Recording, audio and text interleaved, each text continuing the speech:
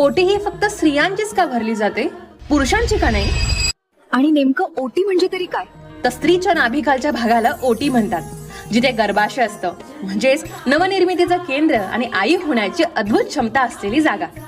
आता नववधूला तर लक्ष्मीचं रूप मानून तिच्या सौभाग्य आणि भविष्यातील मातृत्वासाठी प्रार्थना म्हणून ओटी भरली जाते. ज्या प्रथेची सुरुवात ही साखरपुड्यापासून होते, ती घरातील प्रत्येक धार्मिक विधी व मंगल कार्यात नेहमी पाळली जाते.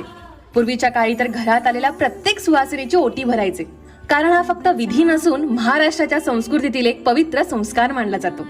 ओटीत ठेवली जाणारी खण, हळदी कुंकू, सुपारी, तांदूळ, फळे आणि त्यात सर्वात महत्वाचा नारळ, हे सर्व वस्तू अखंड वैवाहिक आनंदाचा संदेश देतात. आता आपण ही प्रथा फक्त एक रीत म्हणून फॉलो करतो, पण त्यामागचं दडलेले हे गूढ ऐकून पुन्हा एकदा आपल्या संस्कृतीचा स्त्रीबद्दलचा असलेलं प्रेम आणि आदर दिसून येतो बरं का.